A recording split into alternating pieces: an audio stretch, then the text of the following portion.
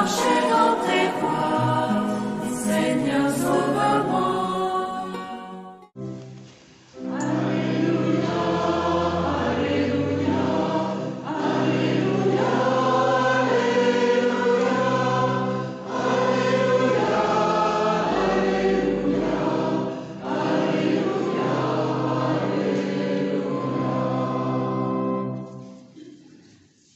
Demeurez en moi comme moi en vous, dit le Seigneur. Celui qui demeure en moi porte beaucoup de fruits.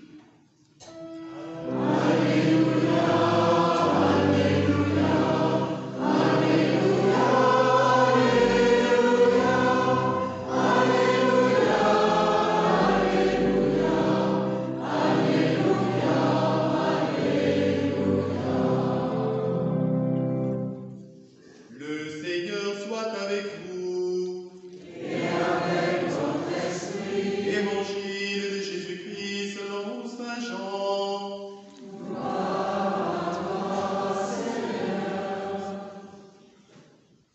En ce temps-là, Jésus disait à ses disciples, « Moi, je suis la vraie vigne, et mon Père est le vigneron.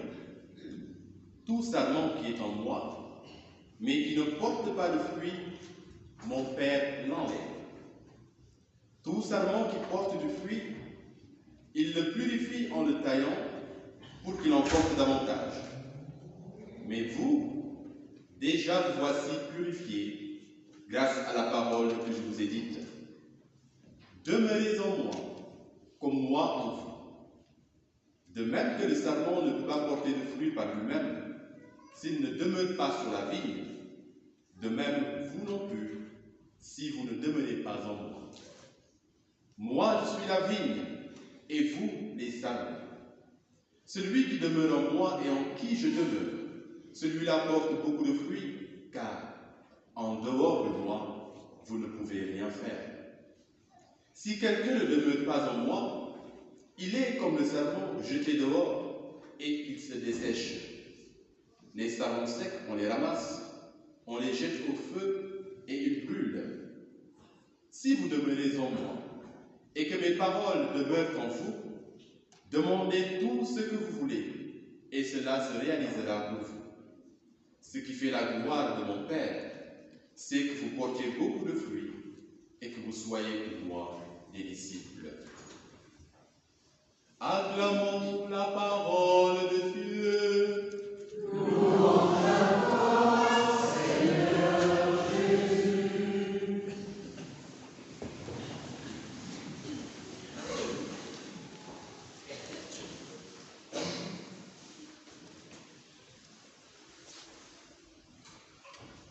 Je voudrais au début de cette méditation invoquer l'Esprit Saint avec vous à travers ce chant. Ô Seigneur, envoie ton esprit et renouvelle la face de la terre. Ô Yahvé, que mon âme te bénisse.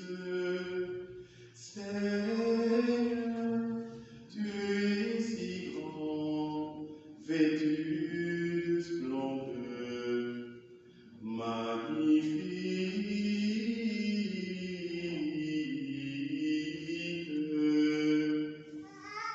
Ô Seigneur, envoie ton esprit, il renouvelle la face de la terre. Le Seigneur soit avec vous. Alors nous nous accueillons les uns les autres dans la joie de ces célébrations. Chacun regarde son voisin, sa voisine, qui lui dit avec beaucoup de joie, mon frère ou ma soeur, Jésus t'aime inconditionnellement. Jésus t'aime inconditionnellement. Monsieur l'organiste, Jésus nous aime inconditionnellement.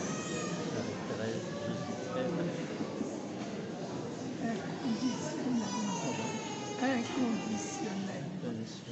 Jésus aime chacun de nous inconditionnellement.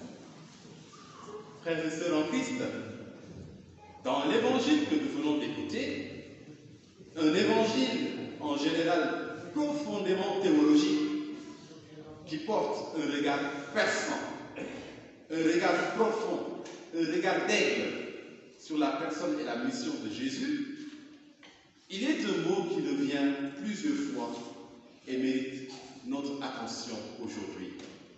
Le verbe demeurer, demeurer. Dans l'extrait de ce jour, nous l'avons entendu 8 fois. Et dans l'évangile de Jean, il revient globalement environ 35 fois. Demeurer. Dans les autres évangiles, on retrouve facilement en grec meno, meta, qui signifie demeurer avec ou demeurer parmi. Mais Jean approfondit la relation avec la répétition anaphorique de mener, demeurer dans, ou bien habiter dans, ou bien rester dans. Il ne s'agit donc plus seulement de demeurer avec Jésus ou auprès de Jésus. C'est déjà bien. Mais il faut mener, c'est-à-dire demeurer en lui, être uni à lui, se fusionner à lui, faire un seul corps avec lui. Et pour nous faire comprendre cette exigence qui porte à un niveau supérieur notre intimité avec lui, Jésus emploie une métaphore. He ampelos, la vigne. Il se représente comme la vraie vigne. Or, la vigne désigne deux choses. Le mot désigne deux choses. Il désigne la plante elle-même d'une part, et d'autre part, le terrain planté de vigne. Un seul et même mot est utilisé donc pour désigner la partie et le tout, le singulier et le pluriel, l'unité et la totalité, et théologiquement, l'humanité et la divinité du Christ qui a deux natures. Il est vrai Dieu et il est vrai homme. Saint Augustin écrivait déjà, je le cite, Jésus-Christ ne pourrait être la vigne s'il n'était homme, et il ne pourrait communiquer une si grande vertu aux branches s'il n'était également Dieu. Fin de citation. Dans son humanité, le Christ est représenté par la vigne comme plante. Or, en viticulture, le sarment ou la branche, tocléma, est un nouveau bois que la vigne développe chaque année. Le Christ s'est donc fait homme, non seulement pour être proche de nous et pour nous sauver, mais encore pour que, formé du même corps humain que celui qu'il a assumé dans son incarnation, nous poussions et croissions en lui, comme le sarment pousse et croît sur le tronc de la vigne dans une fusion parfaite. Le Christ veut donc une relation directe, une relation personnelle, fusionnelle avec chacun et chacune de nous. Une relation à l'image de celle entre la vigne et les saints. Et dans sa divinité, il est représenté par la vigne en tant que terrain planté, c'est-à-dire comme une maison de la vigne, où les sarments peuvent se sentir dans leur milieu naturel et s'épanouir en belles branches. Le Christ veut donc être une demeure pour nous, une maison pour nous. Il veut que nous demeurions en lui comme dans notre maison.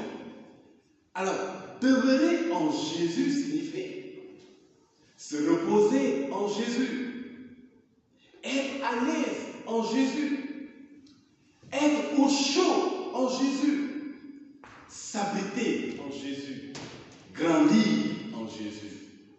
Lister tous les avantages que procure une bonne maison qui nous plaît, frères et sœurs, et appliquez-les à Jésus. Même dormir en Jésus, c'est important. Le psaume 4 au verset 8 dit « En paix je me couche, aussitôt je m'endors, car toi seul Seigneur, tu m'établis en sûreté. » Dormir dans le Seigneur, se reposer dans le Seigneur. Au lieu de se reposer Quand la nuit des soucis veulent vous envahir, eh bien, chassez-les et reposez-vous dans le Seigneur. Alors, je voudrais que chacun regarde son voisin encore une fois et lui dise Jésus-Christ au centre de tout, s'il vous plaît. Jésus-Christ au centre. Jésus-Christ au centre. Pourquoi ce message? Eh bien, parce que Jésus n'est pas seulement notre ami du dimanche ou notre ami pendant les messes du petit matin ou du soir, à qui il faut dire au revoir à la prochaine dès que la messe est dite. Comme on l'entend souvent après la fête, adieu le Saint, ou après la messe, adieu le Christ. Oh que non. Et je vais vous dire pourquoi. Dans l'enseignement de l'Église, frères et sœurs, l'Eucharistie est un sacrifice et un mémorial d'action de grâce rendu à Dieu le Père par Jésus le Christ et dans l'Esprit Saint. L'Eucharistie est donc le plus grand culte à la très sainte Trinité, la source et le sommet de la vie chrétienne, le summum de l'extase spirituelle. Dieu est à l'honneur dans l'Eucharistie.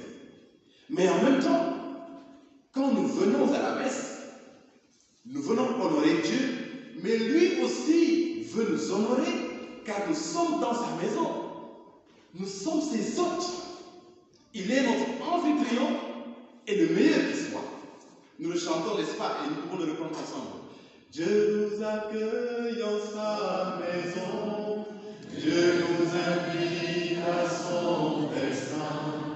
Jour d'allégresse et jour de joie. Alléluia.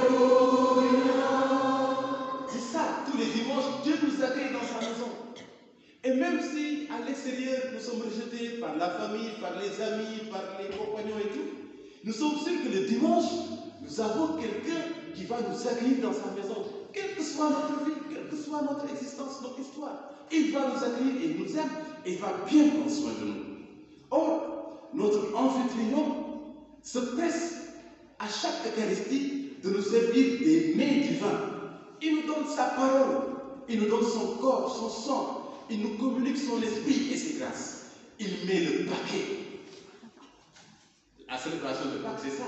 Célébrer Pâques, c'est célébrer, eh bien, comment Dieu a mis le paquet pour notre salut.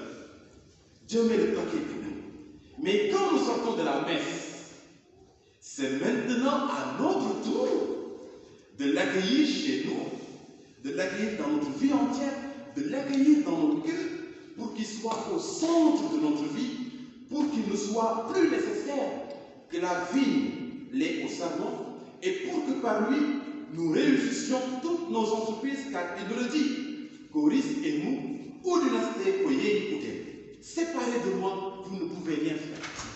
On peut bien s'en rendre compte, toutes les fois où nous entreprenons des choses, mais sans y mettre la prière, sans y mettre le Christ. Parfois, nous nous essoufflons, car Jésus n'est pas là. Et lorsqu'il n'est pas là, eh bien, nous échouons facilement. Sans lui, nous ne pouvons rien faire.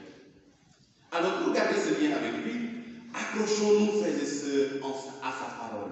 Agrippons-nous à sa parole, en la lisant, en la méditant et en la vivant, en famille, personnellement, au travail, au sport, entre amis, dans la rue, etc. Et ne manquons pas à ces rendez-vous. Saint Augustin écrivait que les paroles du Christ demeurent en nous lorsque nous accomplissons ses commandements et que nous aimons ses promesses. Mais si ces paroles ne restent que dans la mémoire et que l'on n'en trouve aucune trace dans la vie, le serment ne fait plus partie de la vie parce qu'il ne tue plus sa vie de la racine. Fin de citation. Alors, frères et sœurs, demeurons en Jésus-Christ. Habitons en Jésus-Christ et permettons lui aussi d'habiter toute notre vie dans toutes ses dimensions. Il nous bénit et il nous bénira encore en abondance. Le Seigneur soit avec vous. Et avec vous.